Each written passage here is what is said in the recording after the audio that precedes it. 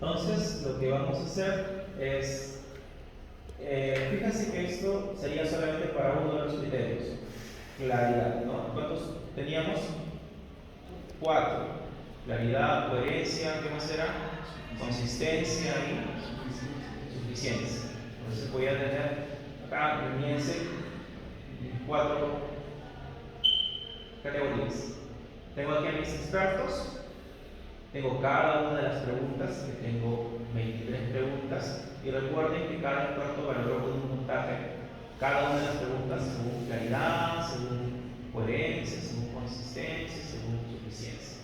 Ahí están los valores tal cual como los ingresamos. Entonces aquí, bueno, ahora es un poquito explicarlo, lo podemos hacer en la práctica para que vean cómo lo hacemos para transformarlos en ese valor decimal que vimos. No es complicado. Y a partir de eso, simplemente a través de medias, vamos a obtener ya sean los valores de la VTIP para cada uno de los ítems, para cada dimensión y en general el total. Entonces, no tiene ningún misterio.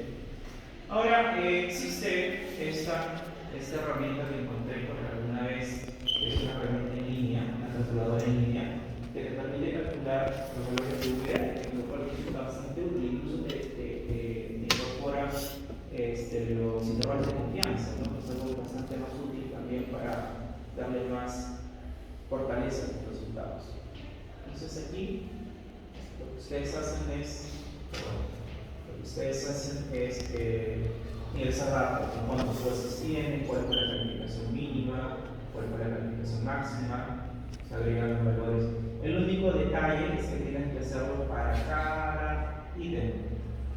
Para cada ítem tienes que ir agregando los datos, te va a aparecer el valor de la VTIP para ese archivo, ¿no? Y así tendrías que hacer los 23 por 23 por 23 por 4, ¿no? Veces. Y por cada juez. O sea, tampoco es un trabajo tan sencillo, ¿no? Tienes que ingresar uno por uno. Y la error incluso los separa con el 95 y el 99%. Útil, sí, útil.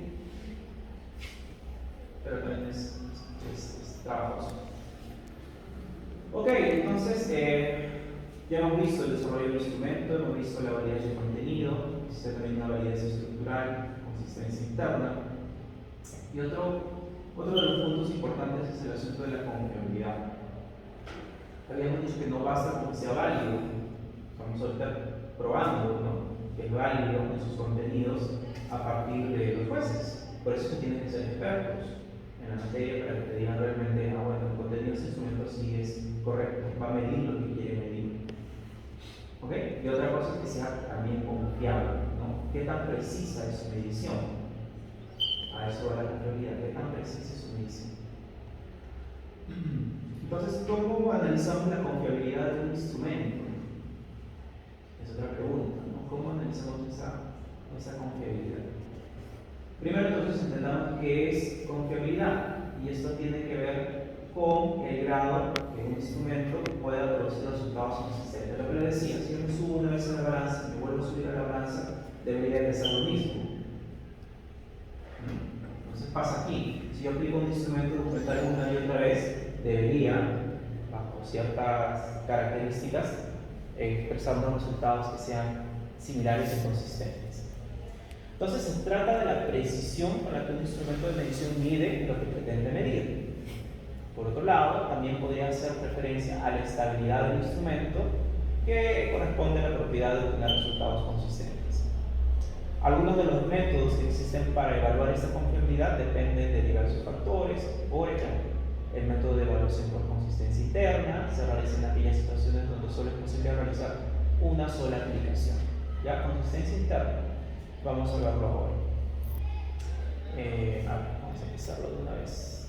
Entonces, la confiabilidad, al igual que la validez, lo vamos a trabajar a partir de un coeficiente, en este caso un coeficiente de confiabilidad que nuevamente va del 0 al 1, ¿no? Y mientras más cerca estén, pues más apropiado será nuestro instrumento bajo la confiabilidad que estamos tratando de interpretar.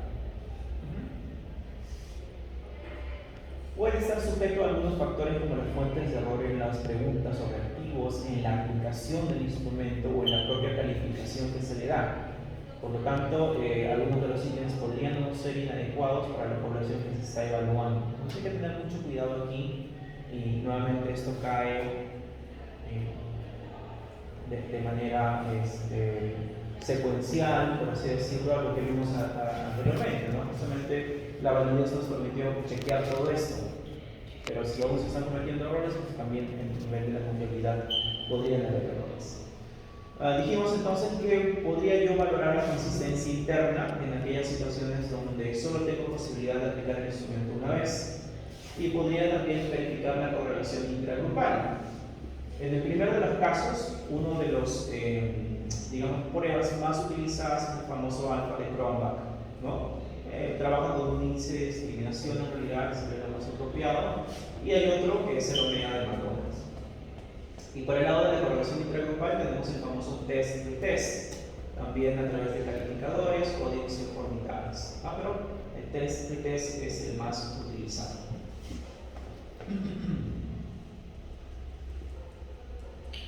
Veamos. Entonces, los métodos de consistencia interna, habíamos dicho que parten de una teoría de la aproximación por reactivo, por ítem o por pregunta, como quieran ustedes llamarlo.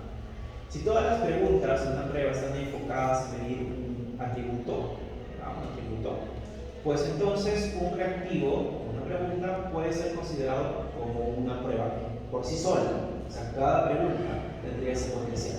Entonces, se toman todas estas preguntas de la prueba y se correlacionan entre todos. ¿Ya? Entre todas se van haciendo combinaciones. Los beneficios de este método entonces son: no está limitada por el número de atribuciones. El estadístico que se emplea ya se encuentra estandarizado, por lo que no hay problemas en su interpretación. O sea, el alfa de Cronbach es bastante utilizado en la literatura, por lo tanto es bastante fácil de entenderlo también, ¿no? En su aplicabilidad y sobre todo en su interpretación. Entonces, este alfa de Cronbach es un método más utilizado y parte de medir la magnitud de las covarianzas entre los ítems. Eso es un aspecto ya técnico, no es importante que ustedes lo conozcan en realidad, pero parte de eso. Digamos, esa es una estrategia estadística. Se recomienda utilizarlo con precaución porque no siempre corresponde aplicarlo, y ese es el mayor problema que ocurre. Prueba o instrumento que se quiere validar, alfa de Cronbach, cuando no es así. ¿Okay? Disminuye su efectividad en relación directa a los errores de medición. Tiene que ver entonces mucho con los errores de medición. ¿Realmente están bien planteadas las preguntas? Bueno, eso se debió haber resuelto en el paso anterior, ¿no? Se aplica a instrumentos con respuestas politómicas, Likert, y su rango va de 0 a 1. De 0 a 1. Esto es cuestionable en realidad, ¿no? Ahí vamos a ver por qué. Fíjense, esto lo tomé de otro autor, y es este autor que ya era un libro estadístico. Nos decía que alfa de Cronbach se utiliza cuando las variables son continuas. Entonces ya no tanto la escala de Likert. Y ahí viene esta confusión o este error que puede a veces cometerse, ¿no? Se requiere que existan al menos 5 categorías basadas en la correlación de Pearson. Por lo tanto, si se asume una correlación de Pearson, se asume que los datos tienen distribución normal. Por tanto, son datos numéricos. Esta es la fórmula. No nos interesa mucho aprenderla, en realidad. ¿Okay? No hay necesidad que ustedes aprendan, pero sí de la forma de interpretación. Nuevamente, existen muchos autores que proponen formas de poder interpretar los valores obtenidos a través del alfa de Cronbach. ¿Okay? Y a cada uno de estos rangos de valores les dan una interpretación. No interesa mucho cuál utilices, lo importante es que el que vayas a utilizar lo expliques, ¿no? Lo expliques. Cuando ustedes, alguien va a hacer este tipo de trabajo, tendrá que explicar, ¿no? De dónde proviene su valoración para decir que una alfa de Cronbach de 0.74 tiene diversas interpretaciones. Veamos, 0.74 ¿dónde estaría acá? Por ese lado. Podría decir que es una excelente confiabilidad. Sin embargo, ese 74 está para ese autor aquí. Yo podría decir que la confiabilidad es aceptable, Para otro autor está aquí, dice que la confiabilidad es alta, y para otro dice que la confiabilidad también es aceptable. Entonces, nuevamente, vean, hay muchas diferencias. ¿Hay alguno que sea mejor que el otro? No, al menos yo no lo sé. Pero sí lo que creo que es importante es declararlo, ¿no? O sea, según qué autor yo estoy haciendo mi interpretación. No es lo mismo decir que algo es altamente confiable o que tiene una excelente confiabilidad a decir que la confiabilidad es aceptable, no es lo mismo.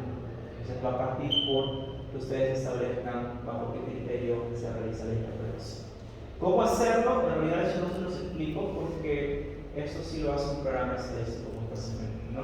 La VDI todavía no ha sido incorporado en paquetes estadísticos, al menos no en los de uso común.